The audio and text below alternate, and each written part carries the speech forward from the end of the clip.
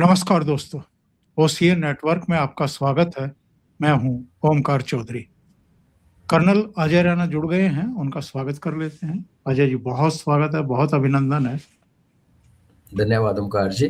और टाइम नहीं मिल रहा, लेकिन चलो आपसे बात करना बहुत अच्छा लगता है। मैनेजिंग जी, सबको नमस्कार और आपको धन्यवाद जी। बहुत बहुत धन्यवाद आपका इतने व्यस्त शेड्यूल में से समय निकालने के लिए। अजय जी, ईरान पर बात करते हैं। सबसे पहले ईरान में जो कुछ पूरी दुनिया इस समय देख रही है, ये हालात क्यों पैदा हुए हैं? आप इंटरनल हालात की बात कर रहे हैं कि ओवरऑल अंदर बाहर दोनों? मुझे लगता है कि इंटरनल शायद बाहर से ही जुड़े हुए हैं, इंटरलिंक तो हैं वो। तो थोड़ा सा ये बताइए कि चल क्या रहा है और इसके पीछे की ताकतें कौन हैं, और ये अच्छे के लिए हो रहा है या कुछ अनिष्ट होने वाला है?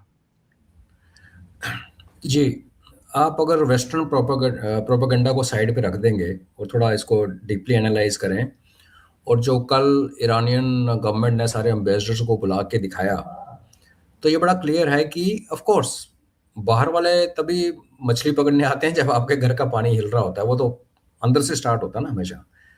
तो प्रॉब्लम ये जो हुआ था राउंड है, इसमें उनकी करेंसी बड़ी ज़्यादा डिप्रिशिएट कर गई है। ऑलरेडी सैंक्शन है 45 साल से, ऊपर से इन्फ्लेशन बहुत बढ़ गई, अनएम्प्लॉयमेंट हो गई, तो लोग गली में आ गए और उन्होंने शोर मचाना शुरू किया, प्रोटेस्ट स्टार्ट हुए। अब उस प्रोटेस्ट में वेस्टर्न मीडिया ने पहले ये लाइन पकड़ी कि देखो ईरान जो है वो टोटल आउट ऑफ कंट्रोल हो रहा है, छोटे छोटे शहरों में आग लग चुकी है, ये हो रहा है। ईरानियन टीवी उसी प्रोटेस्ट का फोटो दिखा रहा है जूम करके कि उसके अंदर लोग जो हैं वो यूएस को गालियां निकाल रहे हैं और खुमैनी के समर्थक में नारे लगा रहे हैं। बट हद तब हो गई जब बाहर से एलिमेंट्स आए दो। एक एमआईए ग्रुप है जो अल्बेनिया में रहता है, बेसिकली एंटी ईरान, उसको वेस्टर्न पावर्स सपोर्ट करती हैं, और कुर्द जो हैं जो अपने कुर्दिस्तान मानते हैं। तो नॉर्थ ईस्ट ईरान जो इराक जो है वो ईरान को, जो नॉर्थ वेस्ट ईरान है उसको जो पूरा एरिया है वो कुर्दिस्तान वाले कहते हैं हमारा है। इधर बलोच आपने देखा कि जब से ये प्रोटेस्ट स्टार्ट हुए तो बलोचिस्तान में बलोचों ने पाकिस्तानियों को मारना बंद कर रखा है, और तो और जफर एक्सप्रेस चल पड़ी, बिकॉज वो भी उधर हैं। तो कल आपने न्यूज़ देखी होगी कि ईरानियन गवर्नमेंट ने कल काफ़ी सारे पाकिस्तानी बलोच पकड़े, टेररिस्ट ईरान के अंदर। उन्होंने एक मेजर साहब को मारा था। उसके बाद कुर्द जो आए 400 के आसपास कुर्द ईरान में भेजे गए कि प्रोटेस्ट में जाओ और लोगों को मारो और एक एक जिसको कहते हैं नारकी सी फैलाओ। टर्की जो है वो यूएस का गेम, नेटो का मेंबर है, यूएस का सपोर्टर है, लेकिन टर्की ने खुद ही ईरान को बता दिया कि भैया हमारे इलाके से निकल के इराक से आपके पास 400 बंदे आ रहे हैं, तो ईरान ने उनको न्यूट्रलाइज कर दिया। जो एमआईए के 3000 नंबर, उनका जो गैंग नंबर है 3000 के आसपास है, बट उसमें सोच कोई कहता है 500 के, कहता है 1000 लोग अंदर आए हैं। जो कल वीडियो इन्होंने दिखाया वेस्टर्न वर्ल्ड को सबको, उसमें ये दिखाया गया कि प्रोटेस्ट चल रहा है और प्रोटेस्टर्स एक दूसरे को मार रहे हैं गोली चला के। तो मेरा माइंड एकदम से चला गया संभल की घटना पे, जहाँ पे प्रोटेस्ट हुआ था मस्जिद पे और गोली चल गई, पठानों ने लोकल्स को मारा और फिर कुछ घंटों के लिए इल्ज़ाम लगा सरकार के ऊपर। बाद में वीडियो सामने आ गया तो लोग ठंडे हो गए। तो ये जैसे आपने कहा कि नेचुरली बाहर वाली जो बहुत बड़ी ताकतें इसके पीछे थी, वो चाहती थी कि इन ट्रबल्ड वाटर में फिश करें और इसका फ़ायदा उठाएं। दूसरा जो आपने पूछा कि ये सही है कि गलत है, उसमें कौन वेस्टर्न, आपको पता ही है, अमेरिका है और इजराइल है, उनका सीधा सा है, और ईरान जब तक नेटो है तो वो सारा सबका इंटरेस्ट जुड़ा हुआ है। बट अदरवाइज अगर आप ये देखें कि इसका क्या हो सकता है, एक अगर हम ये मान के चलें कि हाँ जी अराजकता फैल चुकी है, अनारकी आ चुकी है, बस टूटने वाला है, तो ईरान जो है वो बांग्लादेश की तरह नहीं है, वो पाकिस्तान की तरह है। उसमें एथनिसिटी जो है, नॉर्थ की तरफ आप देखेंगे अजरबैजान के साथ जो उसका इलाका जुड़ता है, वहाँ अजर रहते हैं और वो कहते हैं कि हमने इंडिपेंडेंट होकर अजरबैजान के साथ जुड़ जाना है। वेस्ट में उनके अरब्स हैं जो पर्शियन नहीं है, जो अरब मूल निवासी हैं, वो चाहते हैं कि हम अरबिस्तान बनाएं। बीच में इनका पर्शियन पास्ट वाले जो रीजनल अफगान है, नीचे बलूचिस्तान है। इसके अलावा दो और छोटे छोटे प्रोविंसेस हैं जो जो कि भागने के उस पे कगार पे बैठे हैं। तो कोई भी बाहर की इंटरवेंशन अगर इसके अंदर होती है और रजीम चेंज की जाती है, तो दो तरीके हैं उसको देखने के। पहला, जो यूएस का रिकॉर्ड है, जहां इसने रिजीम चेंज करी उस देश में सिविल वॉर शुरू हुई, चाहे वो लीबिया था, वॉर लाइक सिचुएशन आप देखिए तो बांग्लादेश में भी है, ईरान में हुई, और नेपाल में भी ऑलमोस्ट जब लोगों ने अपने मिनिस्टर की वाइफ को मार दिया तो वो एक जो नेपाली करेक्टर का हिंदू करेक्टर में नहीं आता तो वो एक एक्सट्रीम पे चले गए। उस हिसाब से देखेंगे तो ईरान का टूटना तय है। अगर ईरान टूट गया तो वो सबसे जो बड़ा नुकसान होगा वो हमें होगा। उसका कारण ये है कि ये तुर्की की गेम प्लान है कि मैं कैलिफेट बनाऊंगा जो सीरिया से होते हुए कुर्दिस्तान को ख़त्म करके इराक, ईरान और पाकिस्तान और फिर जिनजियांग और भारत और इंडोनेशिया तक जाने का उसका जो ख्वाब है, उसमें आज ईरान बीच में खड़ा है, ऊपर अफगानिस्तान खड़ा है। इसके बारे में हम पहले भी बात कर चुके हैं। अगर ईरान इस तरीके से टूट गया तो अगर बलूचिस्तान बन जाए ईरान का कल को, अब मान के चलिए, तो पाकिस्तान का बलूचिस्तान भी हाथ से निकलना तय है। तो उस टाइम जो वेव आएगी ना डिस्टर्बेंस की वेस्ट से, वो सीधी हमारे बॉर्डर के मेरे दरवाजे पर आके खड़ी हो जाएगी। दूसरी पॉसिबिलिटी क्या है कि आप रिजीम चेंज करिए, अब शाह को लेके आइए, पपेट। यूएस की हमारे साथ आज बनती नहीं, कल को उनका जब पपेट वाला बंदा आएगा तो वो भी हमारे साथ अच्छा नहीं करेगा। और शाह फैमिली का रिकॉर्ड है कि हमेशा उसने पाकिस्तान को भारत के खिलाफ मिलिट्री हेल्प की है। 65-71 में वो हमारे दोस्त नहीं है, वो हमारे शत्रु थे। उस मामले में खुमैनी साहब जैसे भी हैं, देखो हमें क्या जरूरत पड़ी है ओंकार जी, जो जिस देश में करता है वहाँ के ऑर्गेनिक लोग हैं, उनका सिस्टम है, प्रोटेस्ट करेंगे, जो करें ठीक है। हम बड़ा एक राइट हर हाई मॉरल ग्राउंड ले लेते हैं 2 मिनट में और हम कहते हैं कि हम सही हैं और हमारा सोचना सही है। अफगानिस्तान में भी दुनिया ने तबाही मचाई इसी चक्कर में। हर जगह के अपने रिचुअल्स हैं, अपने वो हैं। अगर उन्होंने पूरा कन्वर्ट किया, अब लोग कहते हैं सारे पर्शियन बन जाएंगे। कैसे पर्शियन बन जाएंगे? वहाँ एक रजीम है, तो कोई रजीम कम से कम 50-60% लोगों की सपोर्ट पे चलती है ना। तो 40% पर्शियन बन गए और 60% इस्लामिक रहे और उन्होंने उनको ठोक दिया तो क्या करेंगे? तो ये कहने की बातें हैं। तो शाह जैसी एक पपेट का ईरान में आना हमारे लिए अगेन अच्छा नहीं है। वो हमारा खुमैनी का, आप ये समझिए, खुमैनी एक शिया सुन्नी का बैलेंस, हमारे जो कश्मीर में आपने चेंजेस देखे, शियाज की आपने आवाज़ सुनी रिसेंटली, उनका मुहर्रम का जुलूस निकला 45 साल के बाद, खुमैनी की सपोर्ट में लोग सड़कों में आए। ये पहले कश्मीर में नहीं होता था, क्योंकि कश्मीर के जो टेररिज्म या जो रेडिकलाइजेशन है वो पाकिस्तान से मोटिवेटेड है। पाकिस्तान में शियाज को मुस्लिम नहीं माना जाता, तो कश्मीर के अंदर आपने शियाज को खड़ा किया, उनकी हेल्प की। इनफैक्ट आज उमर अब्दुल्ला साहब जो चीफ मिनिस्टर, उसके सबसे बड़ा जो क्रिटिक है उसकी अपनी पार्टी का रहमतुल्लाह, वो शिया है। तो आपने एक सोसाइटी का बैलेंस किया है। तो इसमें आप ईरान का मान के चलिए, ईरान का भी एक कुछ ना कुछ योगदान है। तो हमें अपना इंटरेस्ट देखना चाहिए, ज़्यादा इमोशनल नहीं होना चाहिए। ईरान पे डैमेज ना हो, इमरान जैसा है वैसा रहे, रिफॉर्म हो जाए, रजीम थोड़ी खुल जाए, औरतों को ना खराब तंग करे, वो हम सब मानते हैं। उसके आगे हमें ज़्यादा इमोशनल होने की ज़रूरत नहीं है। प्रेजेंट स्टेट में ईरान जैसा है वो हमारे लिए आई थिंक ठीक है। दोनों जो मैंने पॉसिबिलिटी बताई, रजीम चेंज के बाद सिविल वॉर या रजीम चेंज के बाद शाह का आना, वो हमें चुभेगा एक लॉन्ग रन। जी अजय जी, आज ये सलाह दी गई है, एडवाइजरी जारी की गई है भारत की तरफ से कि भारतीय ईरान को तुरंत छोड़ दें। अब बहुत सारी खबरें आ रही हैं कि 12,000 के आसपास मारे जा चुके हैं। आज ही एक खबर में देख रहा था कि 300 शवों को एक साथ तेहरान में दफनाया गया है। एक कोई प्रदर्शनकारी है जिसको फांसी पर चढ़ाया जाना है, वही क्रेन वगैरह लगा करके, कुछ इस तरह की चीजें आ रही हैं। तो क्या हम ये मान करके चल रहे हैं, यानी भारत मान करके चल रहा है कि देर सवेर निकट भविष्य में कोई बड़ी कार्रवाई, कोई बड़ा हमला ईरान के ऊपर हो सकता है, इजराइल या अमेरिका की तरफ से, या अमेरिका के कहने पर इजराइल की तरफ से, इसलिए भारतीयों को सलाह दी जा रही है कि आप तुरंत निकलिए वहां से? जी, बहुत पॉसिबल है। उसके कुछ कारण हैं। इसराइल का हम सब हिमायती हैं। जो 7 अक्टूबर उनके साथ हुआ वो तो किसी के साथ नहीं होना चाहिए। उनके साथ वैसे भी जो होता है ठीक नहीं था। लेकिन आप ये देखेंगे, यही नेतन्याहू 1995 से बोल रहा है कि बस अभी ईरान हमें ठोकेगा, बस ईरान इसराइल को खत्म कर दो। 1995, 30 साल हो गए सेम राग गाते हुए। और ये राग जो है वो अमेरिका में सुना जाता है, क्योंकि अमेरिका के ज्यूज इन्फ्लुएंस बहुत ज़्यादा है। न्यूयॉर्क टाइम्स का मालिक भी अमेरिकन ही है, वहाँ की यूनिवर्सिटीज़ के, आपको पता है कितना इन्फ्लुएंस है पैसे का और उसका। लेकिन ये तो पिछले इतने सालों से सिचुएशन चल रही है, लेकिन जब जून पिछले साल 24 में जब हुआ, जून 25 में जब अमेरिकन के बॉम्बर्स आए, आपने देखा होगा कि अमेरिका ने कितना हेजिटेट किया, वो विलिंगली नहीं सामने आया। और जब वो आया तो सबने पता लग गया कि ये नूरा कुश्ती थी, वो ईरान को बता के आया, ईरान ने अपनी न्यूक्लियर फैसिलिटी खाली कर दी और बॉम्ब फेंक फूंक के चला गया। तो अमेरिका भी समझता है कि ईरान जैसे बड़े देश को आप बम्बार्डमेंट करके खत्म नहीं कर सकते। हाँ, आप न्यूक्लियर स्ट्राइक करके खत्म कर सकते हो, पर आप फिर न्यूक्लियर स्ट्राइक अगर ईरान पे करोगे तो फिर एक नया नॉर्मल आप सेट कर दोगे, क्योंकि आज की डेट में न्यूक्लियर बेसिकली डराने के लिए है, न्यूक्लियर वेपन यूज करने के लिए नहीं है। अमेरिका ने ही यूज किए हैं, बाकी किसी ने नहीं किया आज तक। लेकिन अमेरिका की मजबूरी है कि वो अटैक करेगा। उसका पॉसिबिलिटी ये है, इजराइल का रोना धोना तो जो है वो है, नेटो टूट रहा है।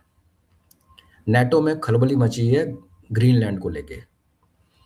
जब तक ये वेनेजुएला, क्यूबा, कोलंबिया, मेक्सिको इनको तंग करता रहेगा, वो बेसिकली पनामा कैनाल, वो चाइनीज इंटरेस्ट हर्ट कर रहा है ओपनली अपने बैकयार्ड में, चाइना से दूर है, दादागिरी कर रहा है, कर सकता है। लेकिन अगर उसने चाइना से पंगा लेना है, पैसिफिक ओशन के पार आके या अटलांटिक से इधर आके ईरान से पंगा लेना है, तो अमेरिका की जो कैपेबिलिटी है वो एकदम से कम हो जाती है अगर यूरोप अलग हो जाए। देखिए, जो ईस्ट वेस्ट हेमिस्फेयर की बात करते हैं, आप ग्रीनविच जो लाइन है उसको सीधा ड्रॉ करेंगे तो आपको दिखेगा कि यूरोप के कुछ फ्रिंजेस को छोड़ के वेस्टर्न यूरोप का पूरा जो यूरोप है वो ईस्ट में चला जाता है। उसके सिर्फ थोड़े से जो मोरक्को के ऊपर जो यूरोप का हिस्सा है, मेडिटेरियन के, वो एक रहता है।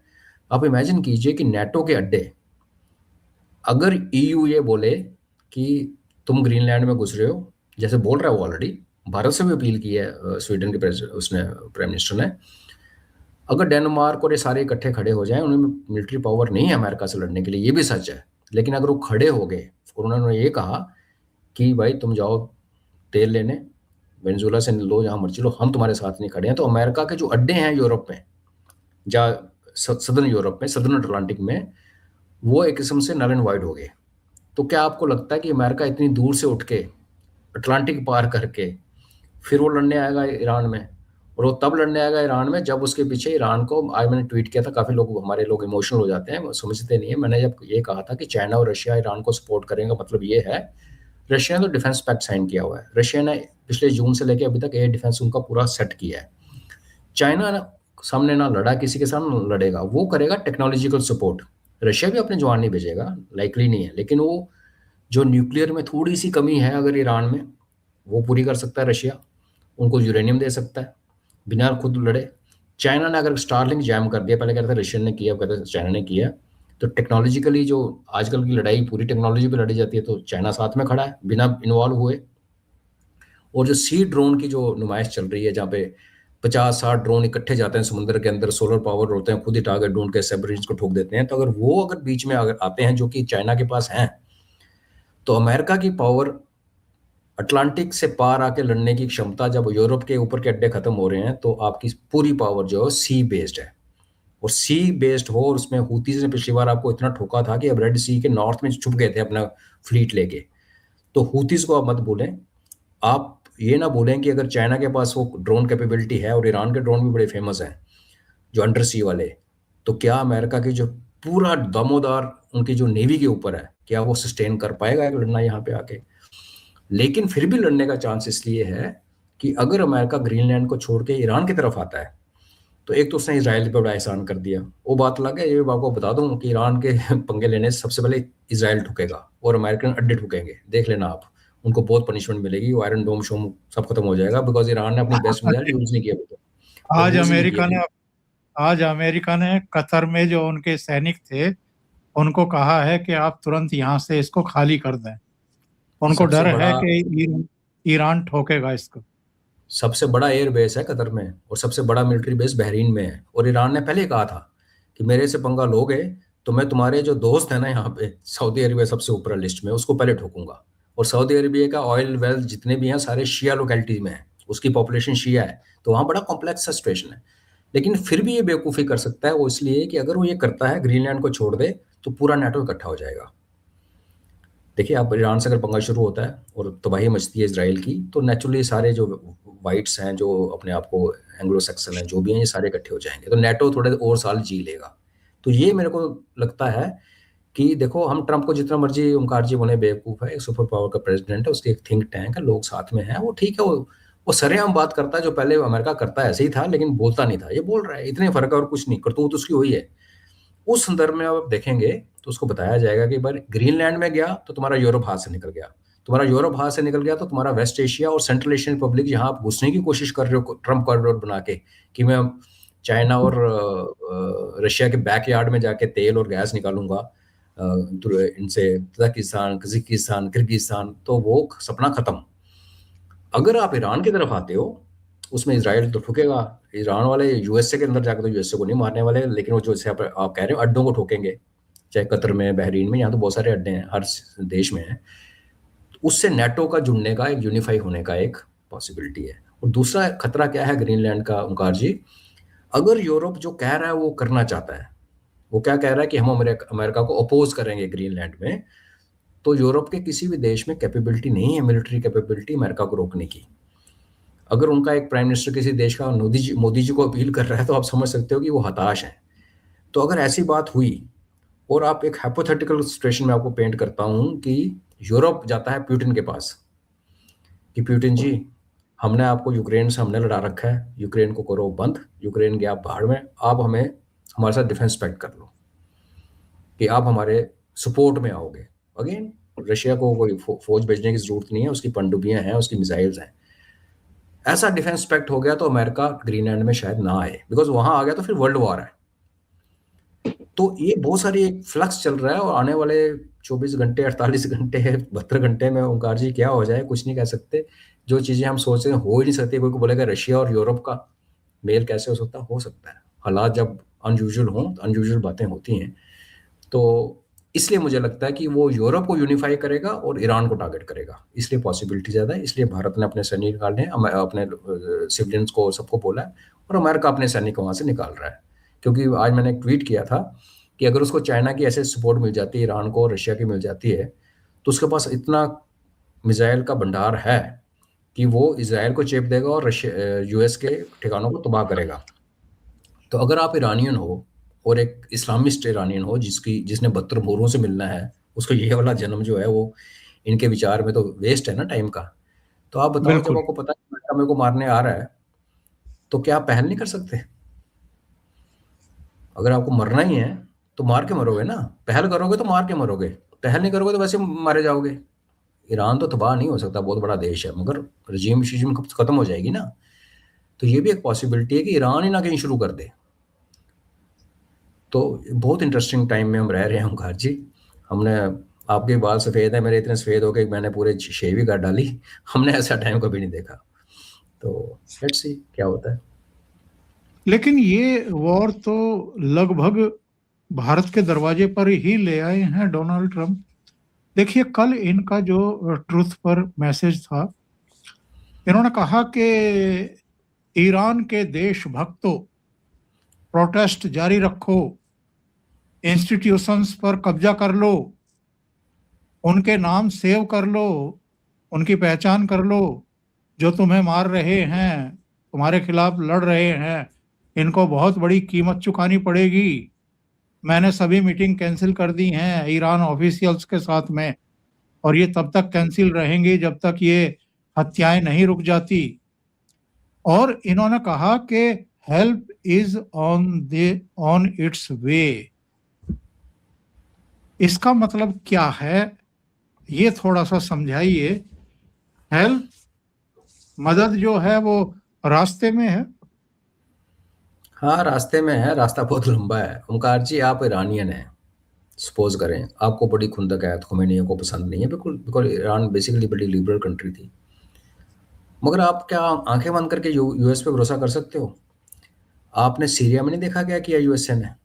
आपके पड़ोस में एक गला काटने वाला जिहादी वहाँ का प्रेसिडेंट बन के बैठा है, जिसको यूएन में भी बोलने का तो ईरानियन बेवकूफ़ नहीं है।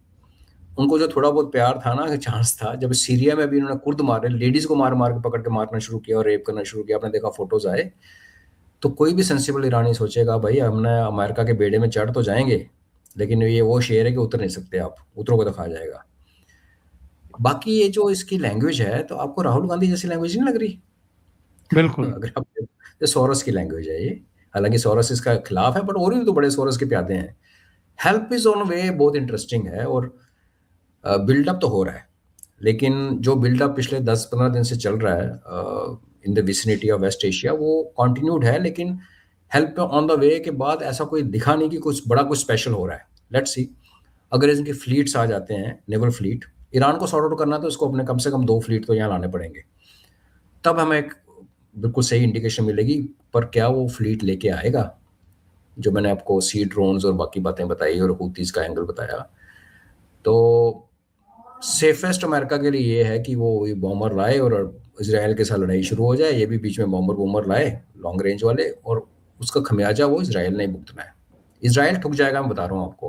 हमारी हमदर्दी उनके साथ है, हम उनको पसंद करते हैं, प्यार करते हैं, बट जियोग्राफी जो है आपकी सट मार खाने की, अगर आप में ताकत नहीं है ना, तो आप दूसरे को मार नहीं सकते। इसराइल के पास जियोग्राफी नहीं है, और इसराइल के अंदर भी पॉलिटिकल इश्यूज बन चुके हैं। तो इस ऑन द वे का मुझे ट्रांसलेशन तो ये है कि बस हम आप पहुंचने वाले हैं, डोंट वरी। पता नहीं, अभी 24 घंटे तो हो गए, लंबा ही रास्ता है, कोई पता नहीं कहाँ से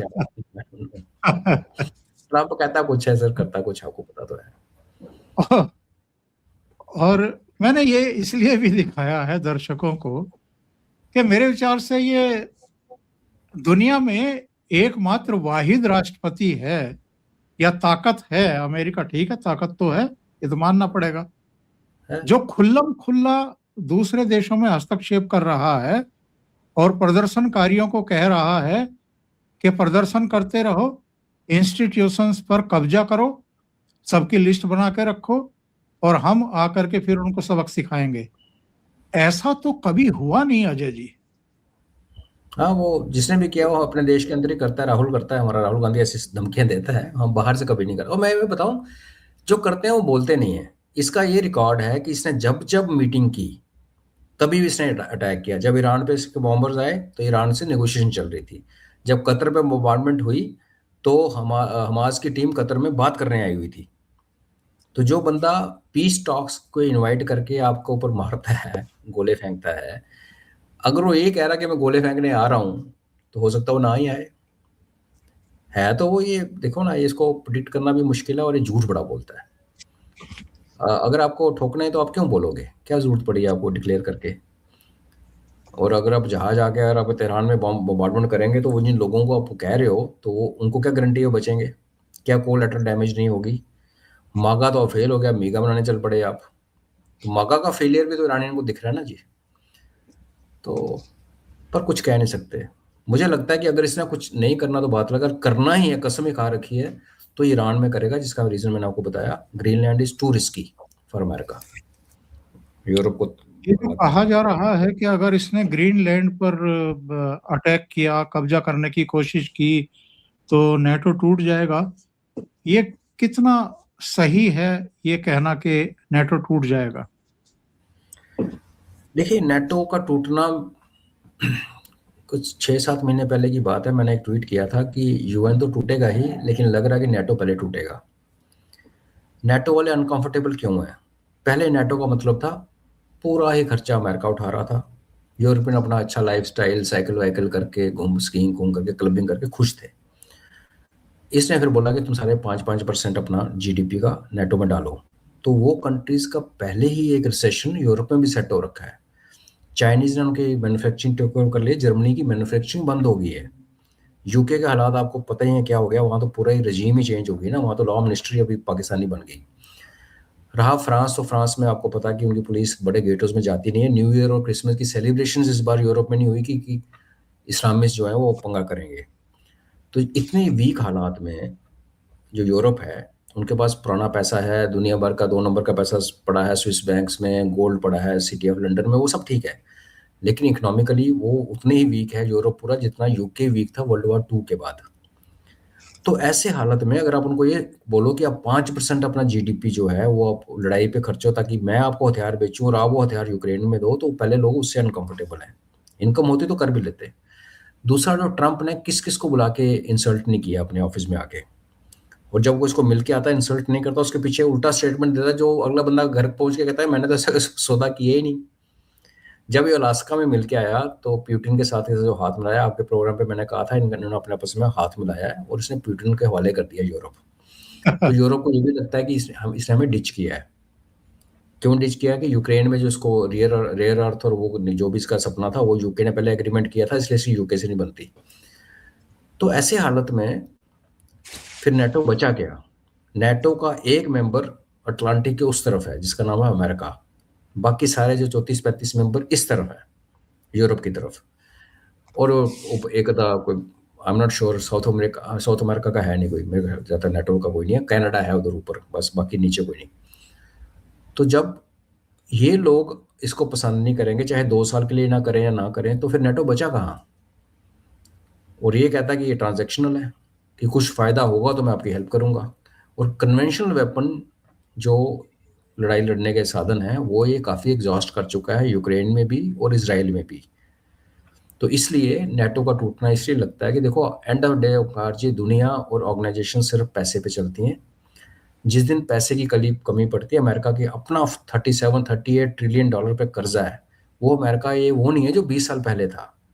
तो आप कर्जे में दबे हो, आप फाइनेंस कर नहीं सकते। यूरोप का बुरा हाल है, वो अपने आप को सपोर्ट कर नहीं सकता, तो नेटो चलेगा कैसे? तो इसलिए लग रहा है कि नेटो का टूटना, इंटरनेशनल ऑर्गेनाइजेशंस में नेटो का टूटना, यूएनओ का टूटना, ब्रिक्स के उठते ही आपको ये क्रम्बलिंग दिखाई देगी। इसलिए हमें लगता है, बाकी देखेंगे क्या होता है। और ये जो सर्जियो, बट ईरान में घुस जी, गया अगर ओमकार जी, तो नेटो फिर जुड़ जाएगा, एटलीस्ट फॉर 5-7 साल फिर जुड़ा रहेगा। सही है। ये जो सर्जियो गोर आकर के महेंद्र कपूर के नगमे गा रहा है दिल्ली में कि तुम अगर साथ देने का वादा करो मैं यूं ही मस्त नगमे सुनाता रहूं, तो ये क्या है? मतलब क्या मतलब समझें कि साहब ट्रम्प और मोदी जी की दोस्ती तो एक अलग ही लेवल की है। अच्छा, इतनी बढ़िया दोस्ती है कि आप मुनीर को बुला करके लंच करा रहे हो, आप डेड इकोनॉमी बता रहे हो, आप सीज फायर पर झूठ बोले जा रहे हो, आप यहाँ डोमेस्टिक पॉलिटिक्स में मोदी जी की मुश्किलें बढ़ा रहे हो। इतने बढ़िया दोस्त हो आप। सर्जियो तो पहले हमारा भारत का एम्बेसडर है नहीं, दूसरा वो डिप्लोमेट भी नहीं है, वो ट्रंप का चुनाव एक नुमाइंदा है, यंगस्टर है, जिसको पूरे का पूरा इलाका हवाले कर दिया। तो हमारे जैसे देश के लिए एक इंसल्ट की बात है कि अमेरिका का एम्बेसडर हमें और पाकिस्तान को और बांग्लादेश को बराबर मानता है। That's one. सेकेंडली, ये जो गाने जो इसको लगा था कि भारत में वो इमोशनल ब्लैकमेल और चल जाएगा, उसको ये नहीं पता कि भारत में जो आजकल लोग हनुमान चालीसा गाते हैं, आजकल महेंद्र कपूर के गाने बंद हो गए, इतने हो गए कि अब अनूप जलोटा फिल्म बना रहे हैं अपने पे, अनूप जलोटा मूवी में आ रहे हैं, इतने भजन इतने पॉपुलर हो गए आजकल, इतना अच्छा कर रहे हैं बिजनेस। आप इधर गाने गा रहे हो, उधर वो कह रहा है 25 मिनट में और लगा दूंगा ईरान के तेल पे, तो आप इफेक्टिवली हमें 75% पे ले गए। तो ये गाने बजाने का अगर ये सच सोचता है कि मोदी की तारीफ करके मोदी जी मंत्रमुग्ध हो जाएंगे, तो मोदी जी ने तो कॉल ही नहीं किया ट्रंप को। पिछली बार हमने डिस्कस किया था जब वो कनाडा से ट्रंप को मिलने उन्होंने मना किया था, मैं नहीं आ रहा, जब वो मुनीर को गले में गोद में बिठा के बैठा हुआ था। और यहाँ ये दूसरा इंस्टांस है कि वर्ल्ड का सुपर पावर प्रेसिडेंट कहता है मेरे से बात कर लो, और मोदी जी बात नहीं कर रहे, और उसकी बौखलाहट जो है वो हमारी अपोजिशन को वहाँ से मसाला आता है, और ये मोदी सरेंडर नरेंद्र सरेंडर बोलना शुरू कर देते हैं, सच सामने आ जाता है। तो सर्जियो गोर को तो आप इग्नोर कर दो, वो बेसिकली वो हमारा हितैषी है ही नहीं, उसको यहाँ भेजा गया है ताकि वो हमारी अपोजिशन के साथ, आपने देखा था पहले भी अमेरिकन डिप्लोमेट्स को हैदराबाद में किसी को मिल रहे हैं, कश्मीर में किसी को मिल रहे हैं, ये वो बेसिकली उस काम के लिए आया। जितने मर्जी गाने गा ले, हम नहीं सुनते गाने, हम हनुमान चालीसा गाते हैं आजकल। बहुत बहुत धन्यवाद अजय जी, व्यस्त समय में से आपने समय निकाला और बहुत महत्वपूर्ण मुद्दों पर चर्चा की। और दर्शकों से निवेदन है, आपको अगर ये चर्चा अच्छी लगी है तो लाइक का बटन दबाएं, वीडियो को शेयर करें, चैनल अभी तक सब्सक्राइब नहीं किया है तो सब्सक्राइब जरूर कर लें। बहुत बहुत धन्यवाद। नमस्कार। जय हिंद। नमस्कार। जय हिंद। जय हिंद।